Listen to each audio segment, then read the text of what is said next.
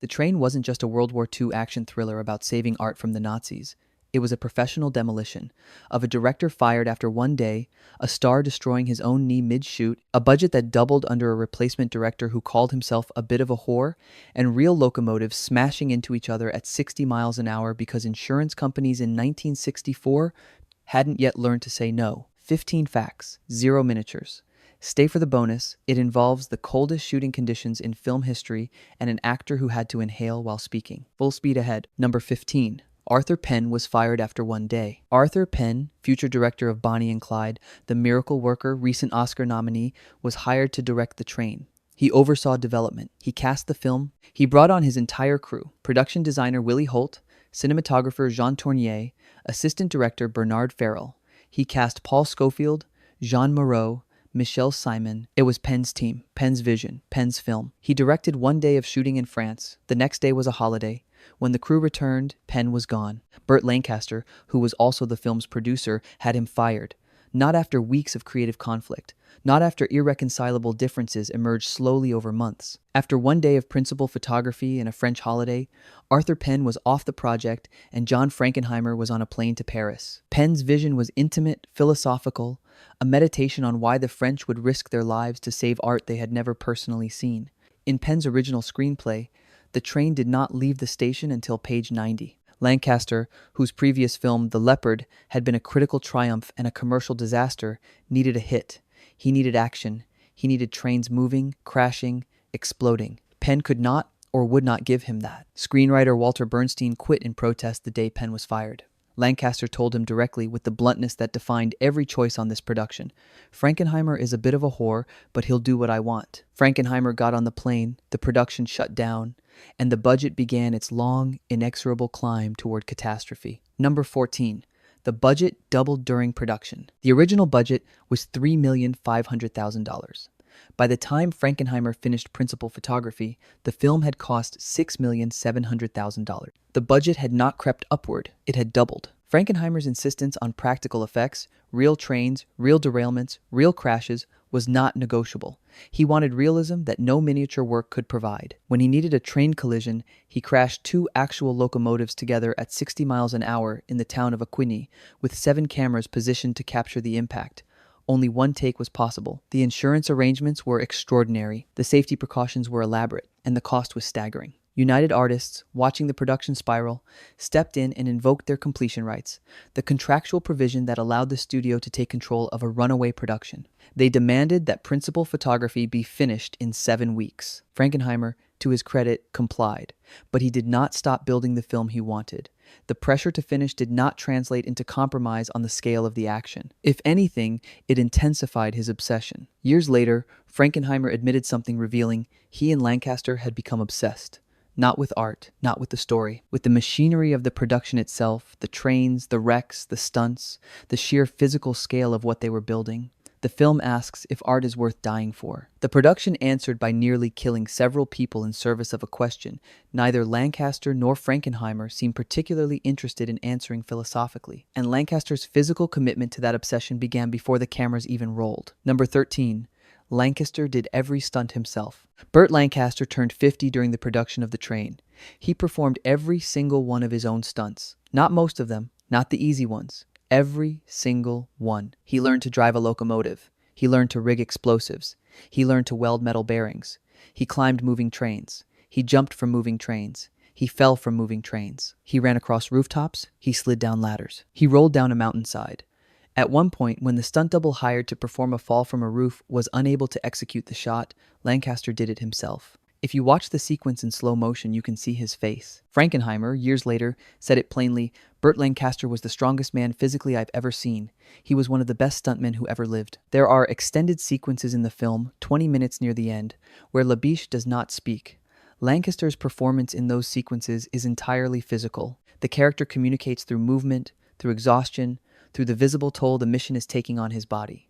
It is one of the great wordless performances in action cinema, and it was being delivered by a man in his 6th decade who was doing stunts that would terrify actors half his age. Then he stepped in a hole on a golf course. The injury that followed should have shut down the production. Instead, it was written into the script. Number 12. Lancaster's golf injury became the script. Halfway through the production, Lancaster took a day off to play golf. On the course, he stepped into a hole and re-aggravated an old knee injury. The injury was severe enough to require surgery. Lancaster postponed the surgery. He kept shooting. The problem, he was now limping, visibly, and the character he was playing had not been shot yet. Frankenheimer's solution was immediate and practical. He wrote a new scene into the script in which German soldiers shoot Labiche in the leg during an escape sequence. The limp was no longer a continuity problem. It was character development. Lancaster's real injury became Labiche's fictional wound, and the production rolled forward without missing a beat. This means that every stunt Lancaster performed in the second half of the film, the running, the jumping, the rolling down hills, was executed with a damaged knee that was causing him genuine pain and would require surgical repair once filming wrapped. Frankenheimer did not ease up on the physical demands. Lancaster did not ask him to. Several crew members, including Frankenheimer himself, came perilously close to death during the filming of the action sequences. In retrospect, Frankenheimer acknowledged that he and Lancaster had become dangerously obsessed with the scale and intensity of what they were building. The question the film poses, what price art, was being answered in real time by a production that was willing to risk actual human safety to achieve visual authenticity. The visual authenticity Frankenheimer demanded did not stop at stunts. It extended to the trains themselves. Number 11. Every train crash was real. When Frankenheimer said he wanted realism, he meant it with an absolutism that would be impossible to ensure today. There are no miniatures in the train. There are no matte paintings. There are no optical effects used to simulate train collisions. Every derailment, every crash, every explosion involves actual full-scale locomotives and actual high explosives. The centerpiece crash, the one where the German art train collides with a sabotaged engine at 60 miles an hour, was staged in Aquagny with 7 cameras. The town was evacuated. The insurance arrangements took weeks to finalize. The setup required precision engineering to ensure the collision would produce the desired visual result without killing anyone in the process. 1 take, 7 cameras, 3 of the 5 cameras positioned closest to the impact were destroyed by the crash. Frankenheimer's DVD commentary, recorded decades later, includes a moment of genuine reflection. I don't think you could make this film today. No insurance company would touch it.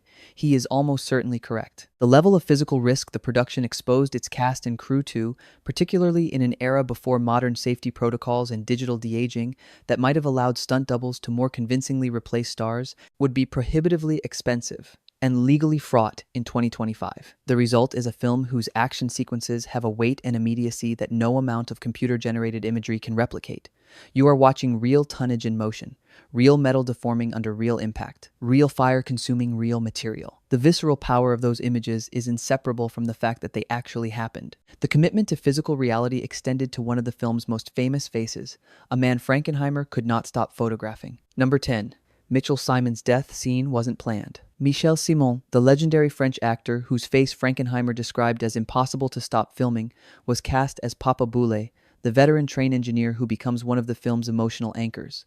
Simon was extraordinary in the role. His death scene, in which he is executed by the Germans after being falsely accused of sabotage, is one of the film's most emotionally devastating sequences. It was not originally supposed to be a death scene. Simon had prior contractual commitments that prevented him from completing all the scenes originally written for his character. When Frankenheimer learned that Simon would be unavailable for the remainder of the shoot, he made the only choice available to him. He killed Papa Boule. The execution sequence was devised specifically to write Simon out of the film in a way that would honor the character's significance rather than simply allowing him to disappear. The death works.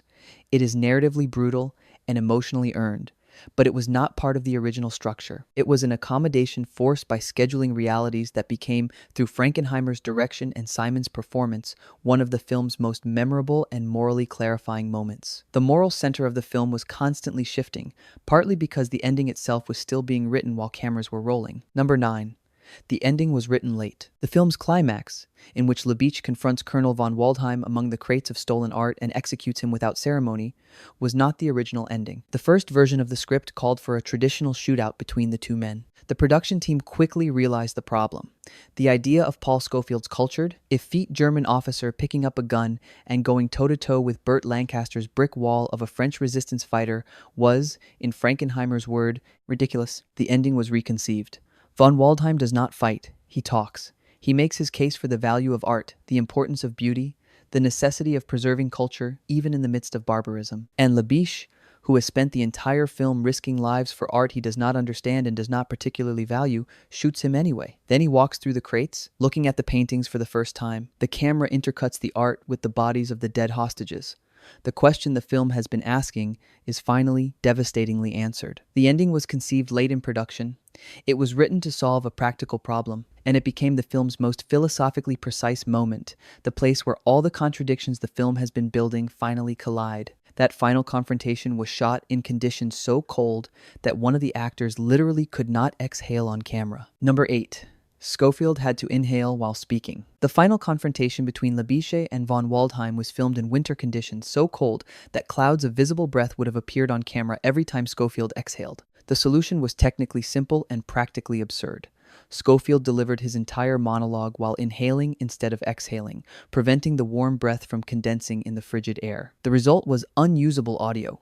Scofield's voice was looped in post-production, with the actor re-recording his dialogue in a studio under controlled conditions. The performance you see on screen, the cultured desperation of a man making his final case for the only thing he has ever truly valued, is Scofield's physical performance married to audio recorded months later in a booth. The conditions were so severe that multiple accounts described the cold as genuinely dangerous. The crew was working in an outdoor rail yard in the dead of winter with minimal heating equipment. The physical discomfort was not incidental to the production. It was part of the texture Frankenheimer was building, a film that looked and felt like it had been made in the cold and the grime and the exhaustion of actual war. That commitment to miserable authenticity carried over into the film's most technically complex sequence, one that took a day and a half to stage and 15 minutes to shoot. Number 7.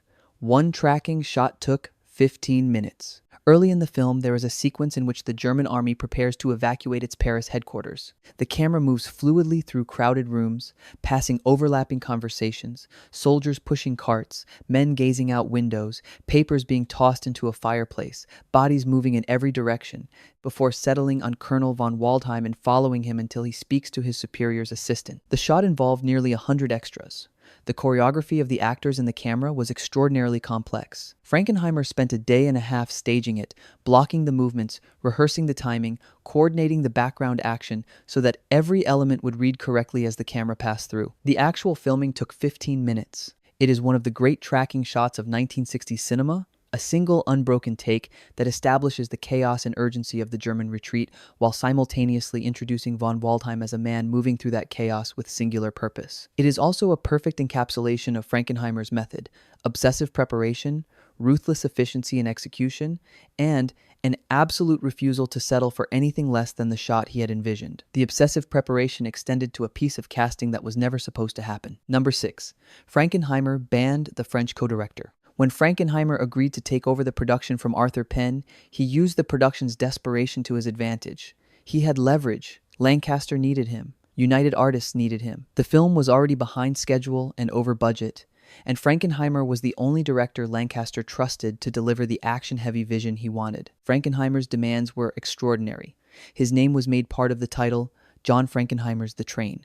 French tax laws required the production to hire a French co-director. Frankenheimer's contract stipulated that the French co-director was not allowed to set foot on set ever. He was given final cut. He was given complete control over the screenplay rewrite. The French co-director credit exists on paper. The person holding that credit never directed a frame of the film. This level of creative control was rare in 1964, particularly on a production that had already begun shooting under a different director. But Frankenheimer had the leverage, and he extracted every concession he believed he needed to make the film work. The result is a film that is unambiguously a John Frankenheimer film, even though it began as someone else's vision and was rewritten on the fly by writers who went uncredited. 2 of those uncredited writers were blacklisted. Their contributions were hidden for decades. Number 5. 2 blacklisted writers went uncredited. When Frankenheimer and Lancaster shut down the production to rework the script, they brought in 2 writers, Ned Young and Howard Dimsdale. Both were blacklisted. Both went uncredited. The official screenplay credit went to Franklin Cohen and Frank Davis, the writers who had worked on the Penn version. Cohen and Davis were nominated for the Academy Award for Best Adapted Screenplay. They were the only nominees the film received. Young and Dimsdale's contributions, which involved reworking the entire structure of the film to emphasize action over philosophy, were hidden for years. This was not unusual in 1964. The Hollywood blacklist was still in effect, even if its enforcement was beginning to fracture. Writers who had been blacklisted in the 1950s were often brought in to do uncredited work on productions that needed fast, professional rewrites. Their participation was an open secret on set and a legal non-entity in the credits. The Academy Award nomination went to the credited writers. The blacklisted writers who actually built the screenplay that got nominated received nothing. Not recognition, not residuals, not even the ability to publicly claim the work as their own until decades later, when the blacklist had finally collapsed and the industry was willing to acknowledge what had always been true. The film they helped build was a commercial disappointment in the United States, but its international performance told a different story. Number 4. The film maybe broke even. The Train cost $6,700,000 to make. It grossed $3 million in the United States. That is a disaster by any conventional accounting. The film did not recoup its production budget from its domestic theatrical run, but the international gross was $6 million. The film was in the top 13 at the United Kingdom box office. It was top 5 in France. The total worldwide gross was approximately $9 million, enough that the film, depending on how you calculate marketing and distribution costs, likely broke even or turned a modest profit. Lancaster needed a hit. He did not get one. United Artists, which had bankrolled the production as part of a deal to cover Lancaster's debts from his production company Hecht Hill Lancaster, did not lose money, but they did not make the kind of profit that would justify the chaos, the overages, and the year-plus production timeline. The critical reception was mixed. Some reviews praised the action sequences and the performances. Others found the film too long, complaining that the train pretends it's going somewhere and isn't. The film was not a failure, but it was not a triumph. It was a qualified success that arrived too late to save Lancaster's commercial standing or to justify the risks the production had taken. And yet, the film's influence on action cinema turned out to be far more significant than its box office suggested. Number 3. Die Hard copied The Train. In 1995, film critic Matt Zoller Seitz wrote an article for the New York Times with a thesis that has only become more accepted over time. Those high-tech shoot 'em ups got the template from The Train. The argument is straightforward: the lone hero, the overwhelming odds, the working-class pragmatism, the physical endurance test. The villain who is cultured, effete, and obsessed with something the hero doesn't understand or care about. The final confrontation that is less about violence than about the collision of incompatible worldviews. Die Hard's John McClane versus Hans Gruber is Labiche versus von Waldheim transported to a Los Angeles skyscraper. First Blood's Rambo against the small-town authorities is the same template stripped of the moral complexity and the art. The Train is the structural ancestor of the modern action film, not because it invented the genre, but because it perfected the formula of the physically capable hero against the intellectually superior antagonist in a race against time. Frankenheimer's direction, economical, elegant, mixing flamboyance with no-nonsense forcefulness, matched Lancaster's physicality perfectly. The result was a film that created the ultimate vehicle for the ultimate physical actor. And in doing so, it created a template that action filmmakers have been mining ever since. But the template came at a cost that extended beyond the production budget. Number 2. Lancaster was paid 1/5 his rate. Burt Lancaster's normal fee in the 1960s was $750,000 per picture. For The Train, he was paid $150,000, not as a favor, not as a negotiating tactic, because United Artists contractually compelled him to do so. Lancaster's production company, Hecht Hill Lancaster, had produced films like Marty, Trapeze, and The Sweet Smell of Success. It had also accumulated massive cost overruns that left Lancaster personally liable for debts he could not pay. United Artists stepped in and covered the debt, in exchange for Lancaster agreeing to make 4 films at drastically reduced rates: The Young Savages, Birdman of Alcatraz, The Train, and The Hallelujah Trail. Lancaster was one of the biggest stars in Hollywood, and he was working at a fifth of his normal salary to pay off production debts from films that had not made money.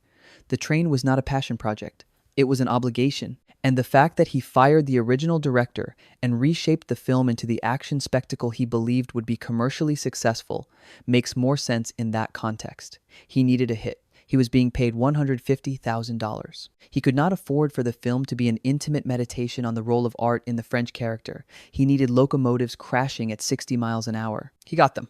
And the film did not become the hit he needed anyway. The failure to become a hit cost him more than money. It cost him roles he wanted desperately. Number 1.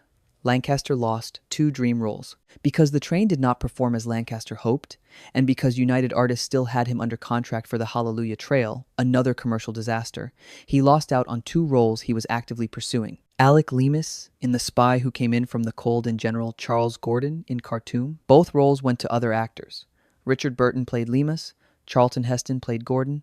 Both films were released in 1965 and 1966, respectively. Both were critically acclaimed. Both were exactly the kind of serious, morally complex roles Lancaster had been trying to position himself for after the critical success of films like Birdman of Alcatraz. The Train was supposed to be the commercial hit that bought him the freedom to take on more challenging material. Instead, it locked him into contractual obligations that prevented him from taking the roles he actually wanted. The film that was supposed to save his commercial viability ended up costing him the artistic opportunities he had been building toward. Lancaster called Frankenheimer a bit of a whore who would do what he wanted.